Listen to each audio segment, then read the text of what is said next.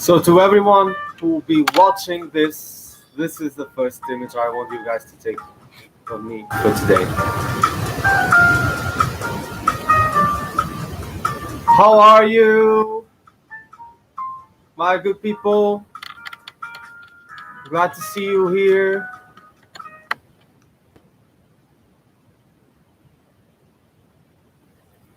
Hello, Manuel. Hello, hola, Manuel. Oh my God, I feel so stressed out today. I have to say. But let me just see if I can fix something here.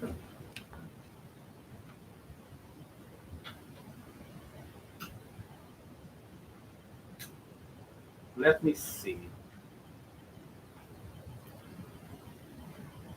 I think this is better. Hi, everyone. Hope you're all doing well. I want you guys to tell me how your week has been so far. I have to say, I'm quite stressed today. I feel as if it all culminated into today, and now that I'm doing this live with you all, I'm feeling quite good that I got here because I had an exam this morning, a very stressful exam this morning, and I spent almost the entire week studying and not paying that much attention to everything that's going on, Eurovision, and what I've been wanting to try to do here on YouTube. Manuel Ostea, my good friends. It was a great week, very sunny. It wasn't here for the beginning of the week. I think there were lots of rainy days here in Portugal.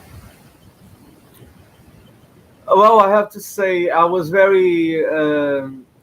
feeling quite depressive yesterday, as if it was going to be something that would stress me out while doing the exam, and pretty much everyone in my class was feeling the same way. We were all kind of lost with the subject, um, but actually I felt like it went more decently than I thought it was going to be. I did it very fast, and I'm not a person who usually does exams in the time that you're supposed to do. And today I had 30 minutes left before I actually finished and submitted the exam. We'll see. I don't know what I'm expecting. I just want really. This is one of those subjects I just want to pass. Since I'm in such a final part of the course, I think that my biggest worry so far is just finishing everything in first try and doing the bachelor in 3 years as it is supposed to be, and everything has been going well so far. I can say, and for it to make me have another year just because of this final stretch and something that happened during this final stretch would be very difficult for me to handle and for me to accept. Let's say it like that. Sleeping till late and watching my niece's classes. Yes, because this week here in Portugal on Monday, the national television started to transmit classes on TV for all students from first to ninth grade. I think it is until the ninth grade, or is it until the 12th? So pretty much from Monday to Friday, starting at around 8:30 or 9 a.m. until 6 p.m. Classes are distributed by by years of by the classes that each student is in. So normally the kids have their classes sooner, in the day, and as you get older in the age group, the classes tend to be shown on TV later on in the day. It is something that I've never done, and I never experienced anything like it. Uh, from what it seems, from this first week, it has been something that has been very interesting. Uh, a target of a lot of criticism as well. Uh, but you also have to think that the classes are generalized. As, for example, as in each school, each part of the school and the teachers have their own way of lecturing a subject. On TV, you do it generalized. You do it for hundreds of thousands of children in that same age group, in that year of school. So it could be a little bit easier to handle for some and harder for others.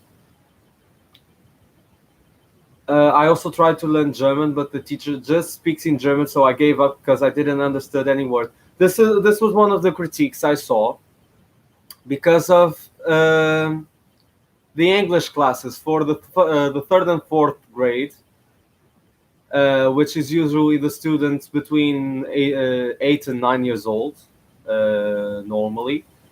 The entirety of the classes were taught in English, which is something that isn't very regular because, from my experience of English classes, and I had English classes from the third grade until the 12th, I think. Well, yes, until the 12th. And they in the first years of lecturing English, you have to expect the students not to be fluent already in a foreign language, and you need to balance the Portuguese as a guide to then practice in English. So I think that what's happening here in the telescola, that's what we call in TV school, is that the kids are finding way too hard to understand the classes, and like Manuel, some of them give up. I don't know if this is the correct expression to use, giving up, but they stop attending those classes because it's just way too difficult for kids that young.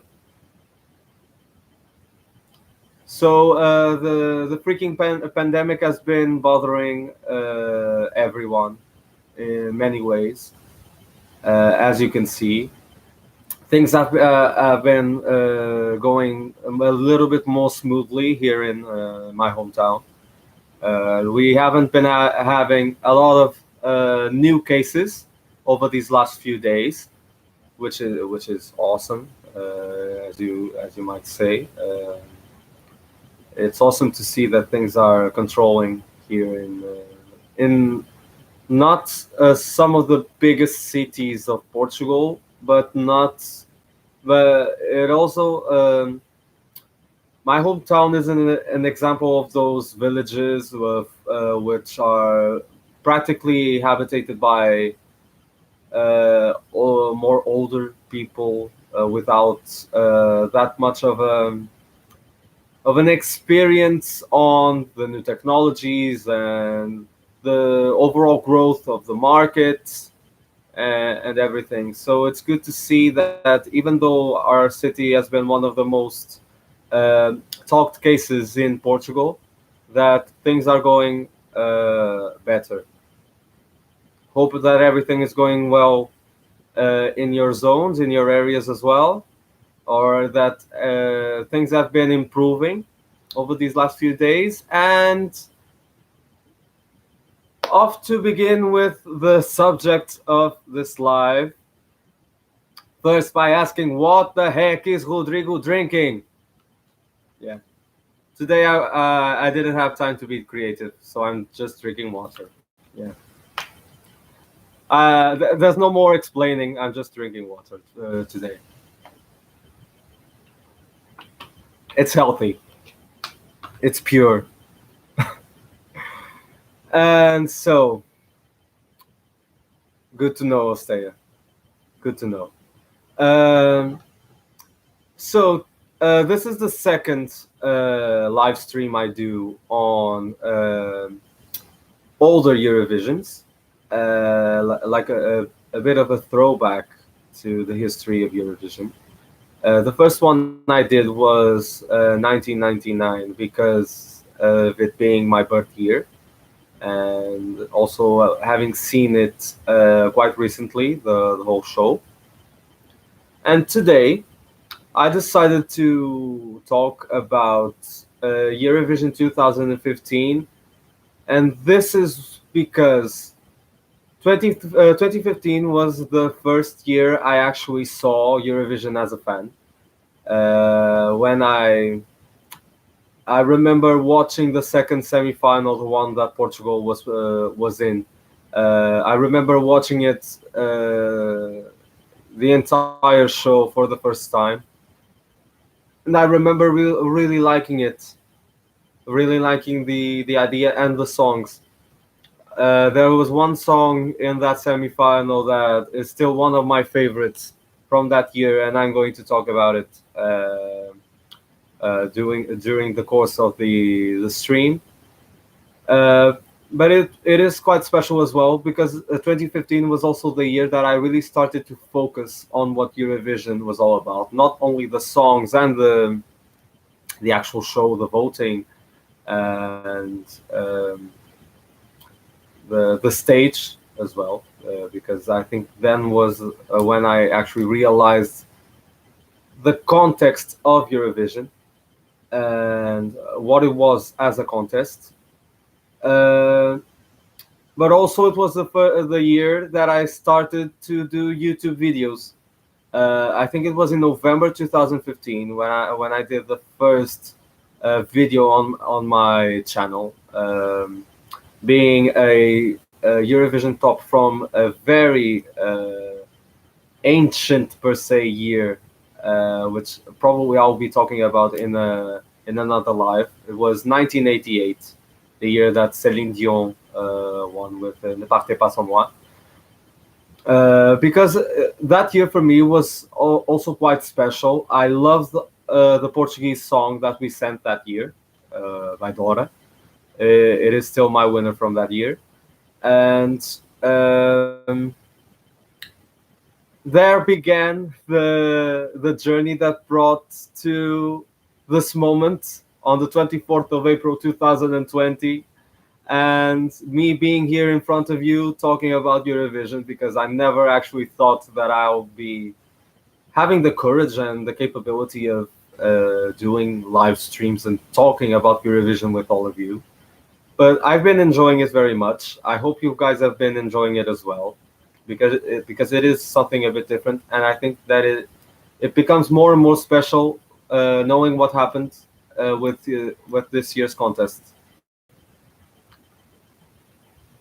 Ostea is saying it's the first year that I followed a little before the contest. Agree, it was a great year, one of the best stages in overall organizations.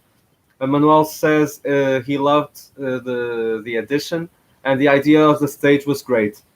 Yeah, I have to admit, back then I didn't have that big of an idea of the stages, of how they were designed.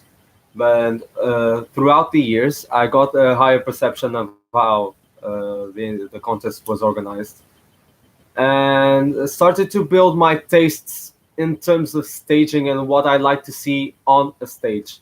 For example, I loved our contest in 2018 simply because it kind of brought me back to the older contest that I really, really love, where you didn't have that much of an opportunity to stand out when it comes to staging, but also giving a little bit more of an emphasis on the songs, the melodies, and the lyrics, which was something that I really, really enjoyed about our contest. That being said, I'm also a big fan of LEDs, and I love when it really elevates a song and the message of a song. Like, for example, it happened in last year with Con Osiris and Telemóveis. Uh, I am a huge fan, and I think that the LED staging of our song last year, for me, was the best of all of them. Simply because I love the color combination of black and red, and I love how it felt ethnic and abstract because I'm a huge fan of things like that, and it really elevated the song even more, knowing that I wasn't the biggest fan of the outfits. Still, I still think I can separate the ideas of LED staging versus the outfits and the overall performance of the artists. And in 2015, I have to say I was a fan of how the design of the stage was simplistic but also artistic. It felt classic, but modern at the same time with the use of the LEDs. Knowing that there wasn't a lot going on, knew that the camera shots would be more direct to the LED, and that you could really feel the magic behind each performance. That made it something that I really liked. 2015 was hosted in Vienna, Austria, after the win of the great and the unique, the one of a kind Conchita Wurst, and it saw the debut of Australia, which is something that fans still now tend to talk about a lot. If Australia should or shouldn't have joined Eurovision. 2015 was a year that Australia had its debut as an invitation, not as a direct contestant. But after they did so well and they enjoyed their work so much, they decided to continuously bringing back Australia to the contest. To the contest, which for me was something that was very nice because their music and their compositions for me feel very professional. All of them have felt very professional so far. Hola Gaby, ¿cómo estás? Cariño, ¿todo bien? My friend Gaby from Mexico is joining for the first time. I'm very glad to see you here. And it saw the return of Cyprus, the Czech Republic, and Serbia. Serbia having had an exit for 1 year, and the Czech Republic for, let me remind myself,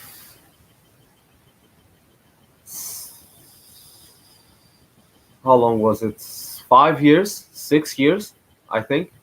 And Cyprus having not participated as well in 2014. And Ukraine left that year. The first semi-final was quite interesting. I don't remember watching this one when the show was live. I don't really remember watching this one simply because the songs I liked the most were in the second semi-final, and Portugal was in it as well, which brought up the will for me to watch Eurovision live on TV. And good to know that you're doing all right as well, Gabi.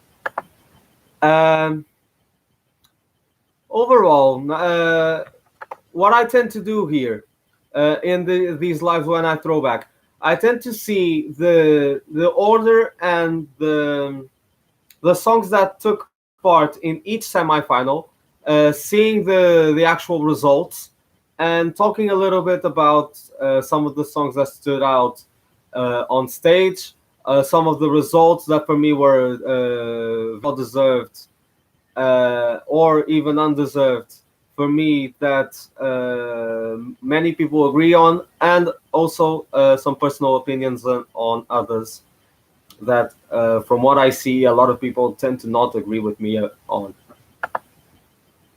And I have to say, Moldova that year, with Eduard Romanuta and I Want Your Love, never was a song I actually liked.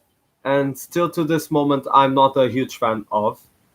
I think that he's had other chances to participate at Eurovision that were better. And this song simply wasn't for me. It was way too generic, and very cliche. And knowing that it didn't qualify, ending in 11th in the semifinal, for me, it's almost like a sign of relief. Knowing that a song that basic for me didn't pass, but also made me feel sad for some other songs that for me were better, that had other higher chances, and that didn't do as well in terms of results. Um, Finland, the Finnish song by Pertti Kurika, Nimipäivät, and Aina Mun Pitää, is in the history of Eurovision for it being the shortest ever song accepted to be in Eurovision, with only like a minute and a half of song. And it really was unique. It was special, knowing how Finland accepted the invite, not the invite, accepted for the country to be represented by a group of singers with disabilities. I think it is quite special having done that. But that being said, for me, it is completely understandable that it got not that appreciated by Europe, knowing that it is really a song contest and not as much as a story or a pity contest for me to announce it that way. I was saying that she actually loves Moldova that year, and I completely respect it, and I know that a lot of people like that song. It's just that for me, it was way too basic and not that special for me to be a high contender at Eurovision 2015. As unique as it is, Finland is my clear last. Yeah, I think it is for me as well.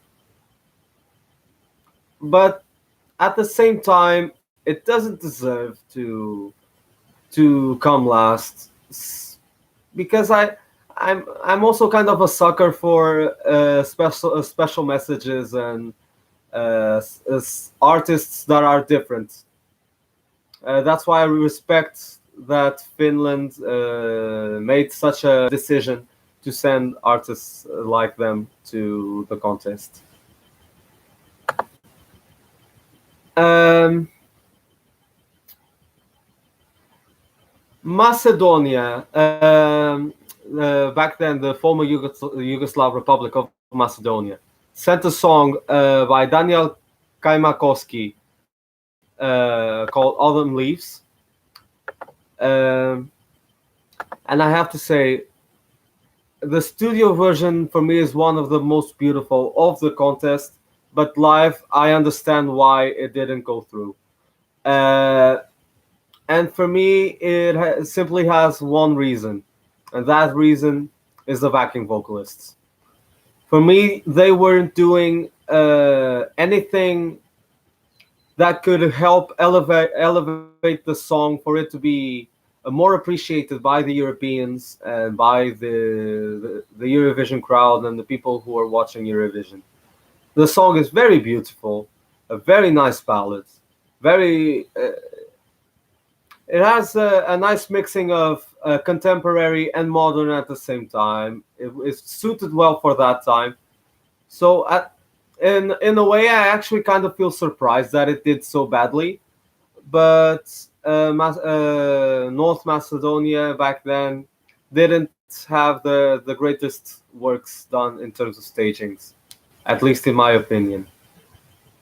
Even though the LED staging for me was very good and very well done, I have to say on that.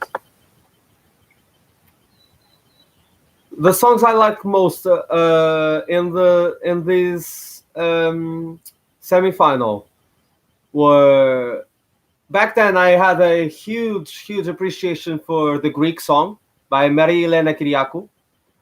Uh, be, Simply because I really enjoy that kind of ballads.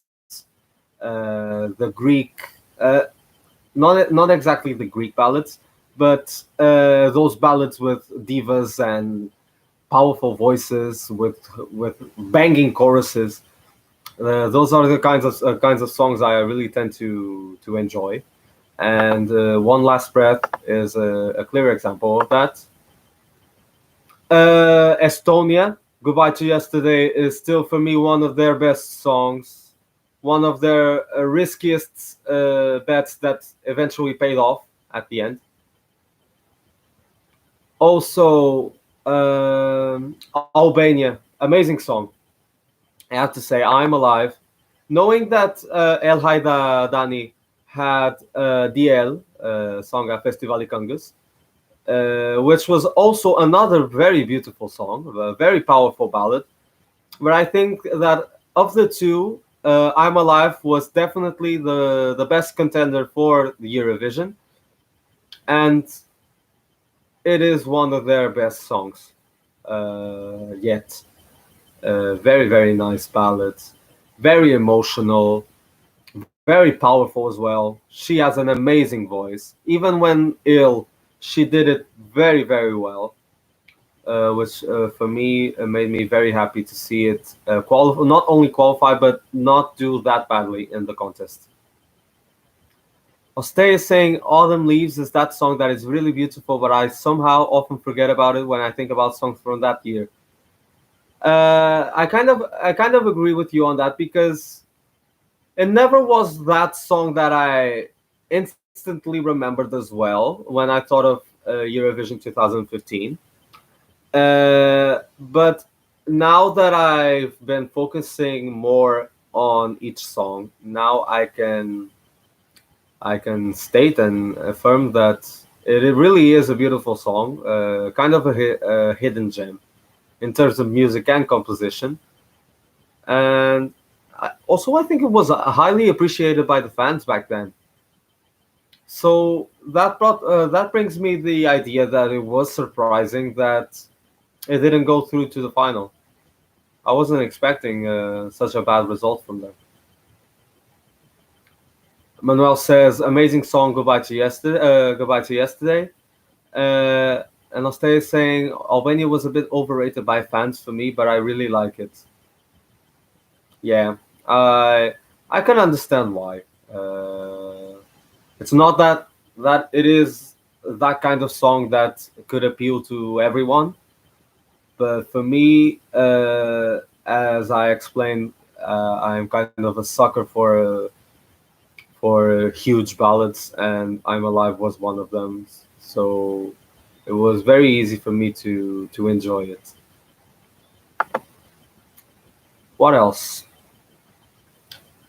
Um, Wars for Nothing, the song that represented Hungary, and Belgium with Rhythm Inside by Loic Notet, which is probably that song that everyone remembers from 2015, and one of the favorites from that year.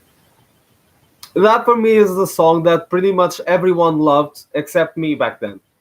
Uh, I respect how modern it was, and I congratulate Belgium on it being the start of a great journey for them at Eurovision with their music.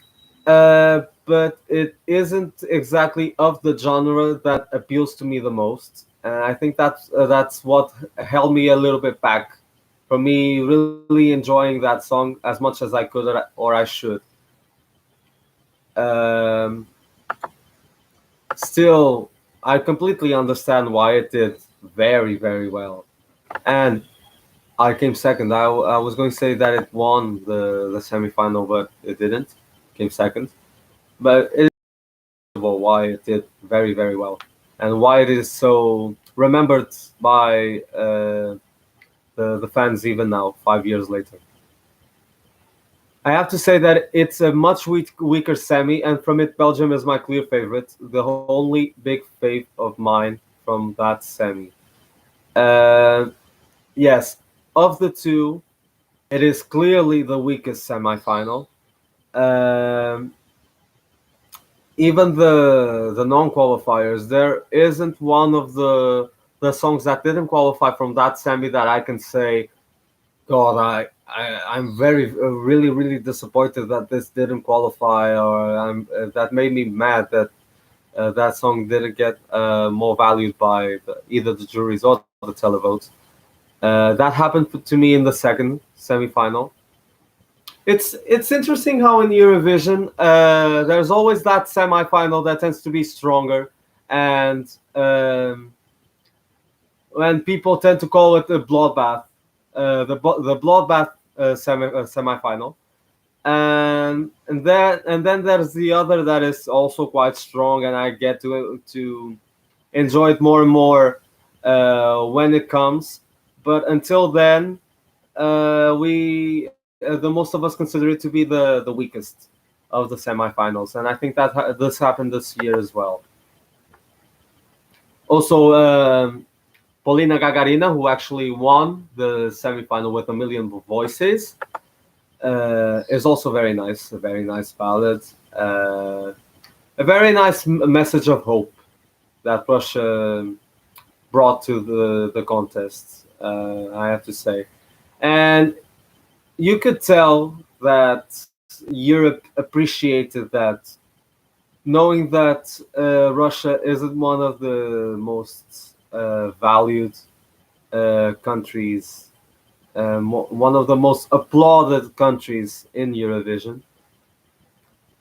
I think that 2015, knowing what had happened in previous years, 2015 was quite nice because people were actually supporting and standing back to Paulina's song.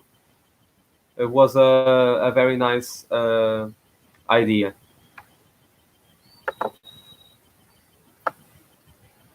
The second semifinal was I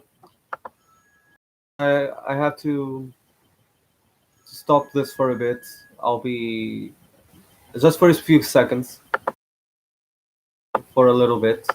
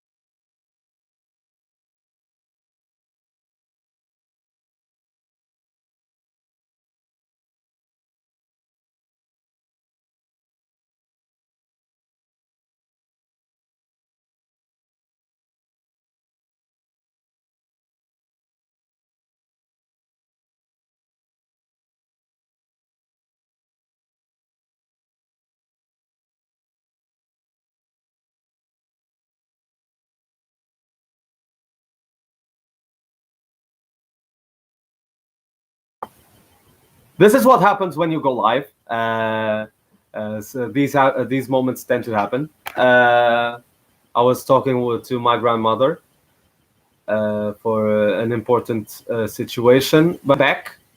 I'm glad to see you all here again.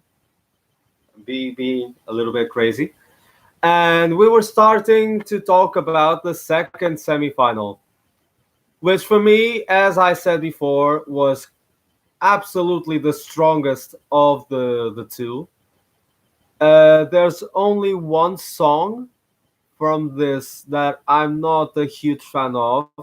And I know that Ostea loves this one, and she's going to be not disappointed, but a little bit sad that I'm going to say this. But yeah, I'm not a fan of San Marino's song from this year. And it is nice how they decided to send previous junior Eurovision participants for Eurovision this year. But for me, the song just didn't work. The song had nothing special for me to enjoy, and in my opinion, they deserved a much better song. And I think that most of Europe agreed on that, and that might be why it got second to last in the semifinal. And speaking of second to last, I just want to point out how undeservedly Switzerland got the last place of the entire contest. I really liked Time to Shine by Melanie René. Uh, I just don't understand how Switzerland could have done so badly with a very good song, a modern pop ballad, with a very good staging. I just kind of don't get how it got last place in a competition about songs and music and melody. Of course, that it doesn't really stand out. It's not that song that you can say wow to, but it's still a very nice song, and in no chances for me it deserved to have come last. I don't understand.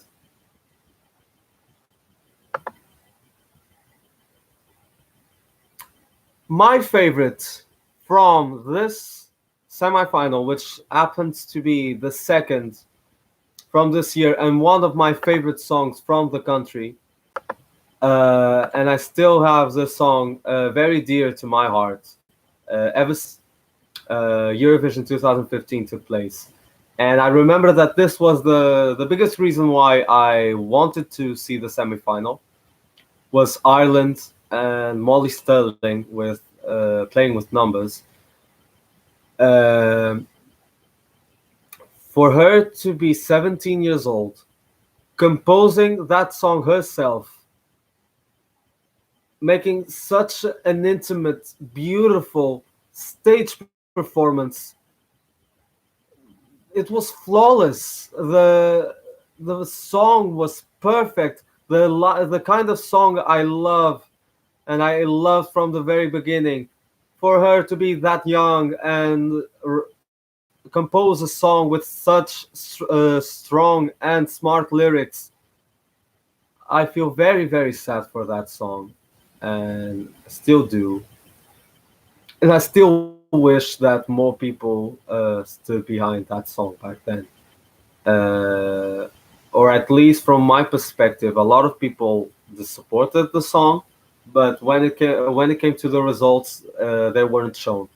And sadly, Ireland came in 12th of the semifinal.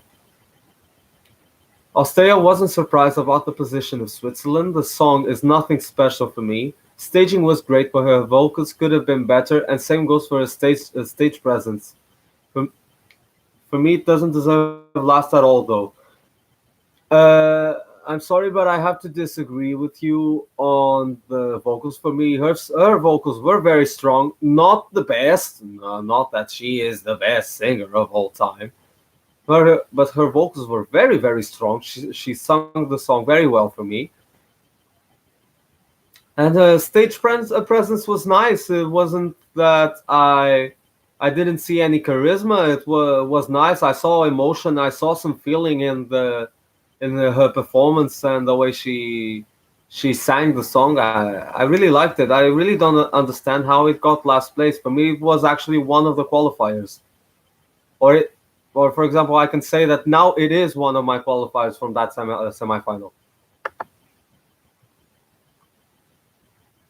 Um, some other favorites for me are Latvia, and this one is the one that grew on me the most. Probably one of the songs of the entire Eurovision history that grew on me the most since the contest. Back then, I really didn't like the song. I didn't like the chorus. For me, it felt like she was shouting. But now I feel like it is an art. Aminata is clearly an artist. The song, the performance had one of the best stagings of the entire year. It felt very artistic, and I have to say, probably their best song until now, and a real a real turning point for Latvia when it came to Eurovision because I think it brought Aminata's participation brought them hope, knowing that they could do well and that they could go far in the contest, and for Europe's opinion and perspective. Also,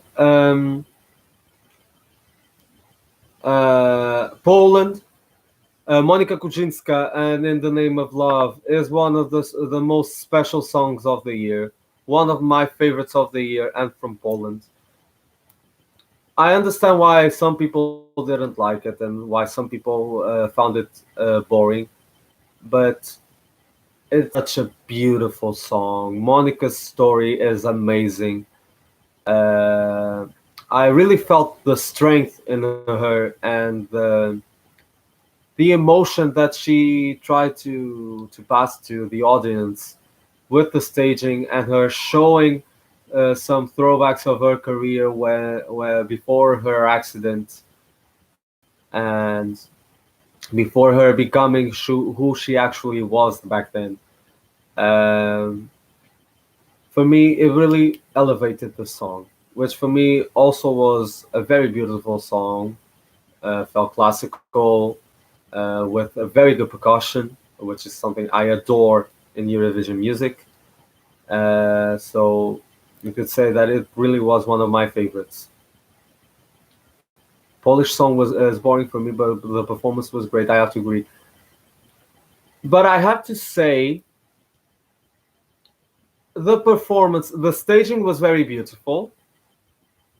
The performance in a stage was very well made and very well executed. But I understand why people also thought that her voice wasn't the best. And I have to be honest, I think I prefer the studio version. There are parts of the live I prefer to the actual studio version, but I think that the performance was better in the studio cut than live. But still, an amazing song, amazing artist, huge respect and lots of love to Monika Kujinska, who I really cherish. What do you think about Norway? One of the best. Uh, I have it quite high in my personal top. Not one of my personal favorites, but I can state that it really is one of the best, and I see why it did so well. I love the aesthetic of Deborah Scarlett. How she really felt she being a red-haired woman. She felt so artistic. The dress, their outfits, her dress felt fitted so beautifully on her. Um, she really felt. I really felt like she was an artist. She like she had a pure soul. Also, the music video was one of the best, being it so simple but so intimate. Really made me like and enjoy the song as much as I do. It's your winner. Oh, nice! It's very nice to know that was your winner.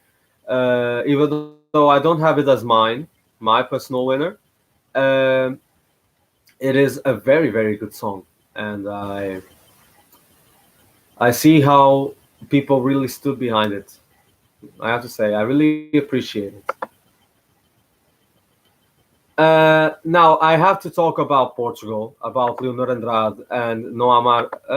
Há um mar que nos separa. Eu agora já ia confundir. I was going to confuse the positive with the negative. I was going to say there isn't a sea that separates us, instead of there's the sea that separates us. That is the actual title of the song. Há um mar que nos separa.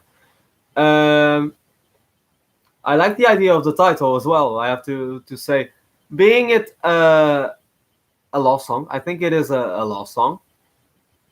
I like how Leonor and the composer, I think it was Miguel Gameiro, uh, they tried to step away of the traditional titles of "Love This" or "I Love You" or "There's Love in Me" or whatever it might occur, and I love the idea of making it sound more Portuguese and more us.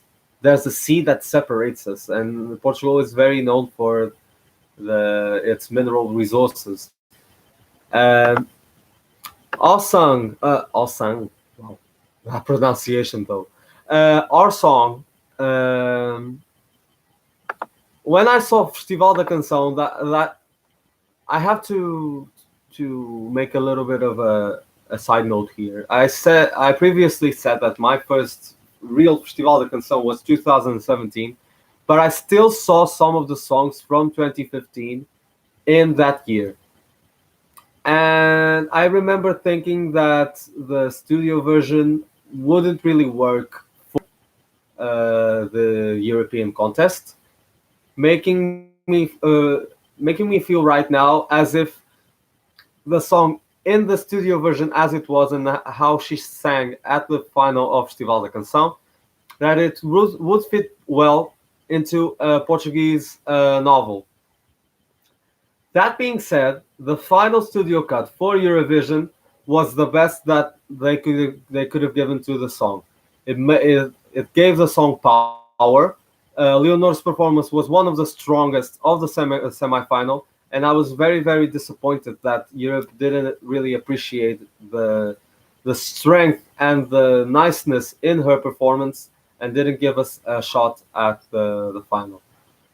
But that's how it goes. It was a time where Portugal was a very underrated country. Sorry, I'm Portuguese, but I have to say this: Portugal is one of the most underrated countries at Eurovision. Period. Bash me as much as you want, but I've said it. Portugal is underrated. And as you can see, I get some support as well. Obrigado, muchas gracias, Gabi. Lavas Baccaras, not Lavas Baccaras. Oh God, what did I just say? Sorry, Ostea. I completely messed up. I didn't like Portugal's entry back then, but it has grown on me a lot. Deserved to qualify, especially her high note at the end. One of the most amazing aspects of her performance, and I loved how the crowd was really supporting and screaming to her strength in the final part of the song. That for me was very special, and I'm sad that Portugal didn't qualify that year. We had a chance to do it. That being said, Lithuania, Lithuania. By the way, I love her blind audition in The Voice. Oh God, I know that she competed in The Voice, but I don't remember the song that she competed with at the blind auditions. I feel so uncultured. Uh, no, I don't remember, or at least my mind is having a blank, and I don't really remember it. Uh, but she is a very very quite known uh, Portuguese artist of now, with a different artist name, Elanor. Um, but she's been doing music and good music, and I'm glad to see that the music industry is being nice to her because she deserves it. Lithuania. Monica Linkite and Vaidas Baumila. Thank you very much. With this time, Australia, please write to me in the live chat. How do you say this time in Lithuanian for me to try to pronounce and not completely butcher it? I feeling good. I think I remember. Yeah, it was very nice. Yeah, and feeling good is a very nice song, and it's very classical, almost pronounced correctly. But I want to try to pronounce this time. I want you to write it down in the chat while I review the song, and then I'll try to challenge myself to pronounce it similarly to the Lithuanian-ish. Shikarta. Is it Shikarta? A Karto? A Shikarto? I don't know.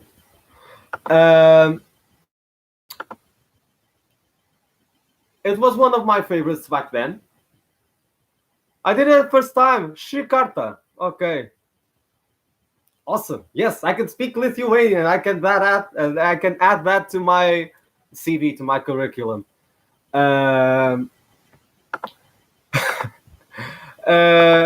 It was one of my favorites back then. I still consider it to be a very nice song, very upbeat, very joyful, and I see why people, the Europeans, enjoy that song that much. And who could have thought that one of the people that did part of the famous intergender kiss would be participating again in Eurovision 4 years later, and then becoming an artist I respect in Lithuania. You do. You have gift for languages. No, I don't. But thank you for assuming that I have a gift for languages, even though I'm trying to learn a little bit of Norwegian with Duolingo. It is hard. Yaeskadei. Yaeskadei. Really like our entry as well. Yaeskadei Norge.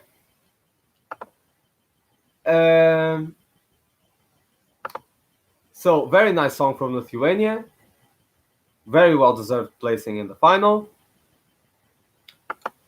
And I'll go now to the final, where I'll be talking also about the winner song, or the winning song, because it was also in the second semifinal, but I wanted to brought it back to the end. The Big Six. This was the first year that they installed the Big Six. My favorite song from all of them, and my winner of the contest, try to guess it. I think that you might know. It is one of my favorite songs from the country. And it's interesting that you said that, Ostea, that you're learning German through Duolingo. I'll let you try to guess as I read Manuel's comment. About Portuguese song, not the worst we've sent to Eurovision, but not the best one. She sings well, but the lyrics and the instrumental don't work for me. Good point. Completely respect the opinion. And as I say, how I like that the lyrics stepped a little bit to the side of the traditional "I love you, you love me" song. It still brought up that message, but they tried to work a little bit differently with the lyrics, which was something that I really liked.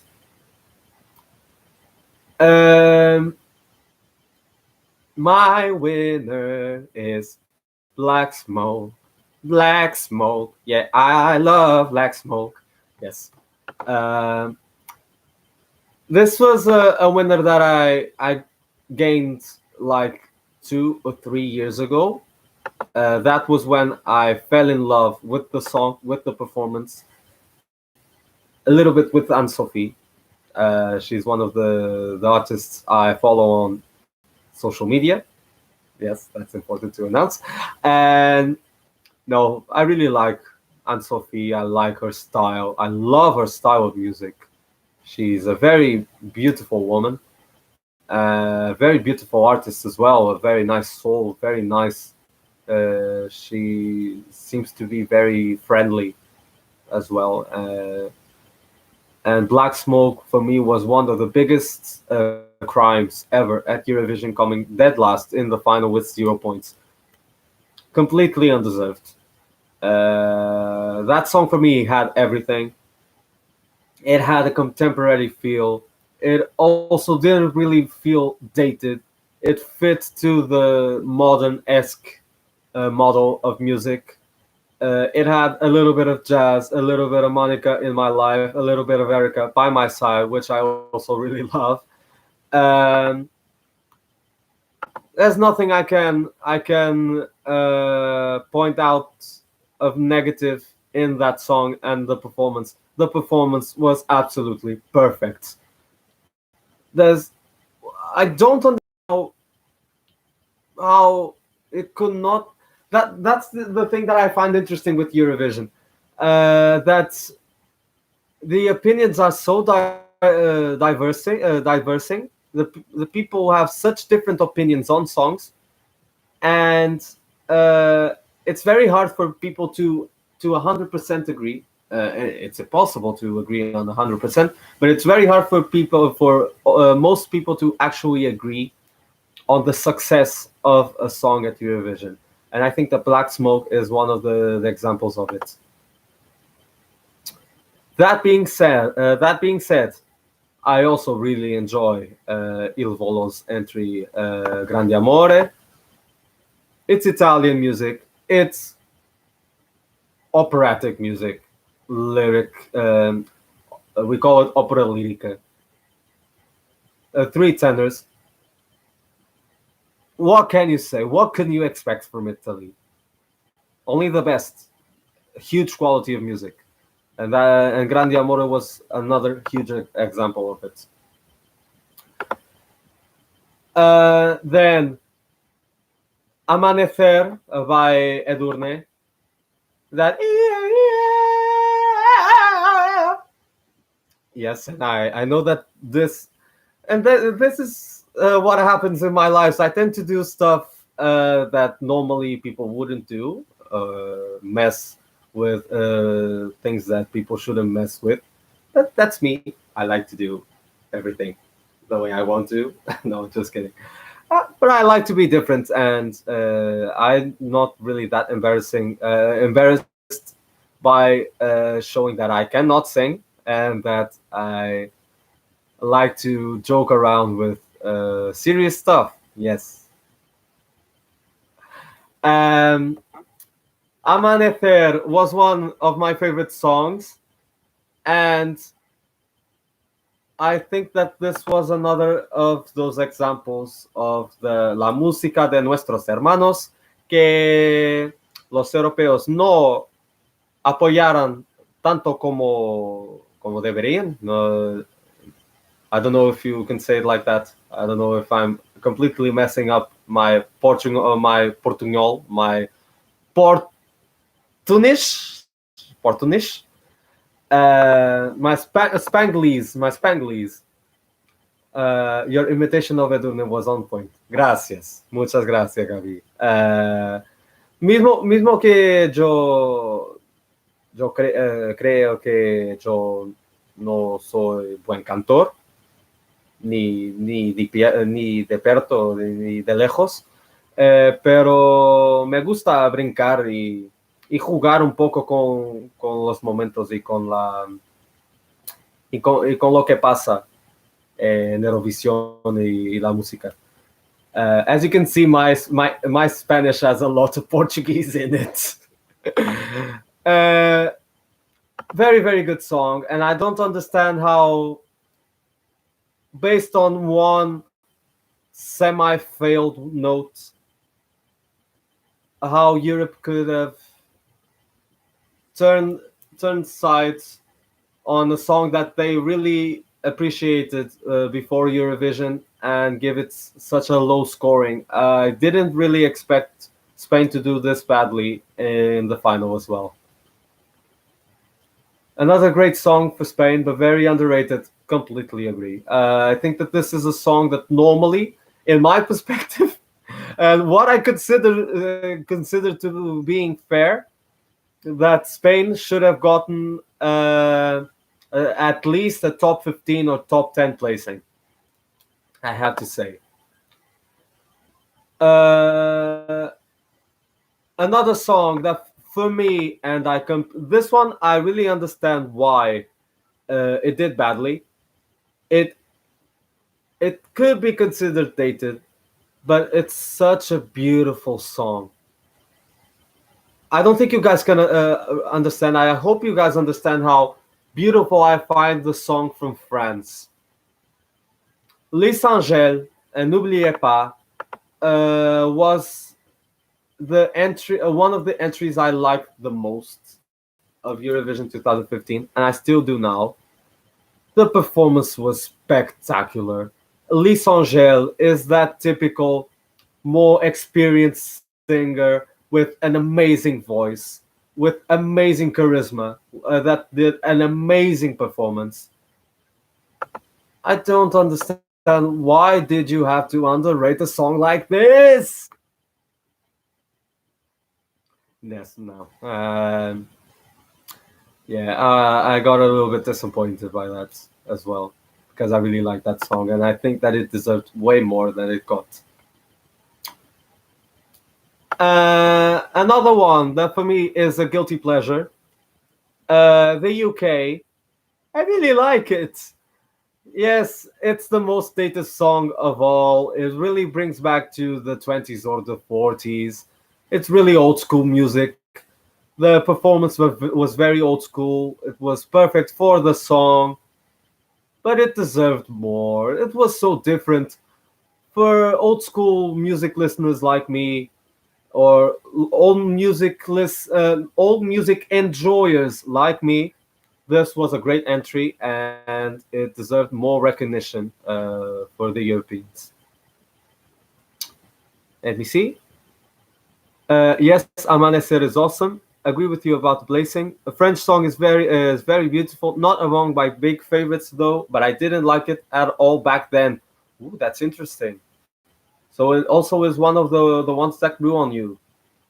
Um, no, I I always had the same opinion on France. I always really enjoyed and really saw the beauty of the song, and I really respect Les Angels, France bringing such an experienced artist, an experienced voice, because you can really tell that that voice has that maturity of a good wine. Uh, you you could really enjoy a voice like that. In a way, it kind of reminds me of their entry from 2009 with "S'il fallait le faire" by Patricia Cass. I think that they were trying to do something not exactly as, but similar in the context that they sent a more experienced artist with a different kind of song, a more traditional song, to see if it worked. And for me, both times it worked, but for Europeans only in 2009. And for me, that was sad. Uh, for also from the semifinals, but I want to talk about this song because it is a song that a lot of people enjoy, and I think that this one deserves some recognition as well. I'm a golden boy, come here to enjoy. Yeah, Israel is one of my favorite countries at Eurovision, and this year was another great song from them. The boy who wanted to show us Tel Aviv. Oh God, the freaking COVID. Who wanted to show us Tel Aviv? Eventually got to show us Tel Aviv last year, but it really is that party song that you listen to and always dance a little bit to and always enjoy it. Uh, I was happy to see that it did well. I really enjoyed seeing that it did well and that the Europeans liked it. It is a little bit like that typical party nightclub banger, but at the same time, it had a traditional element, being it more Israeli, more Hebrewish, Middle Eastern. That made me really like the song, and it really deserved the place it got for me. But I understand, for example, your opinion on Stay that it was your pre-last and you can't stand it. I think it might be a matter of styles or tastes. I completely understand it. And to finish it all up, what has been another nice hour and 5 minutes. An hour and 5 minutes to Sweden with Måns Zelmerlöw. Yes, and I love how I had that blinking of my eyes to say that name, and try not to butcher my inexistent Swedish. Um, yeah, älskar din låt, I have to say.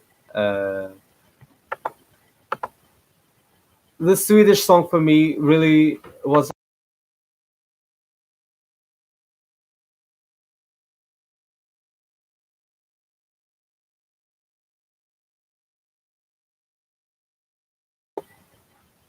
another interesting situation. I'm sorry for keeping interrupting the session, but a friend of mine is doing the exam for the subject I had this morning, and she needed my help. So I'll try to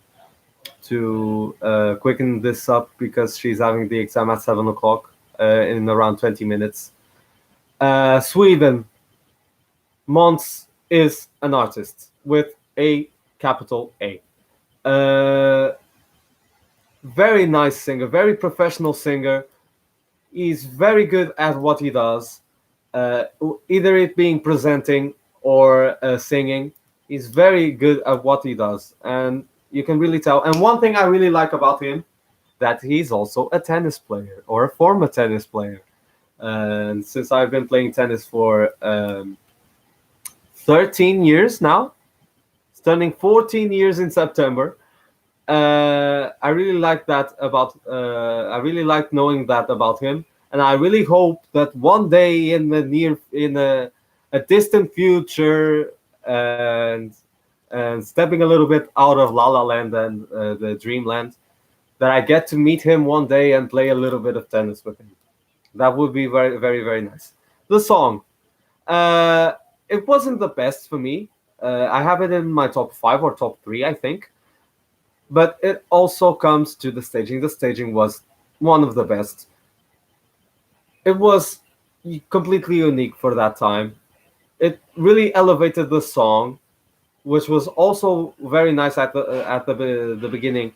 But it real I think that it needed that little push to elevate it so that it could eventually become a winner to our standards. And I think that that performance was it. Yes, Manuel is quoting the Israeli song. I'm a golden boy, come here to enjoy. I'm the king of fun. Yeah, I'm not the king of fun, but uh, I like to have fun as well. I hope you do as well, and I love having fun with all of you.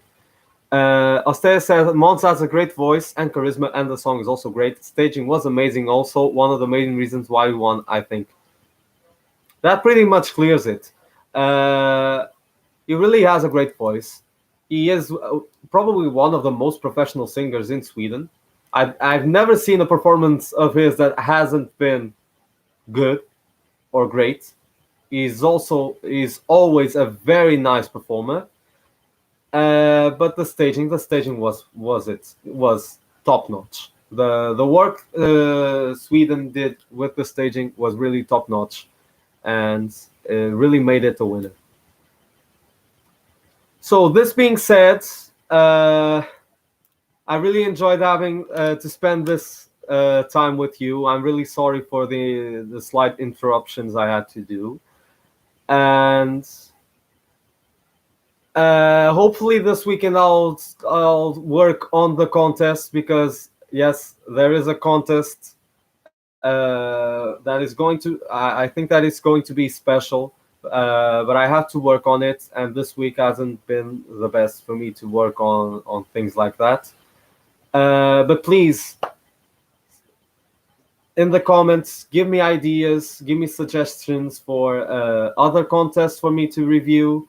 Uh, Give me suggestions of other lives and things to do. Talk to me. Give me a simple hi. Ask me how I am, and I'll kindly ask how you are, and kindly appreciate your concern. And because we have to be together in these hard times and be happy with each other. Yeah, that's pretty much it. So for today, I think this is it. Great weekend to all of you. Next week I'll do another live like this, probably of an older contest, but then I'll submit and publish the event. So for all of you, a great weekend. Love you all. Bye bye. Thank you for joining once again. Bye bye.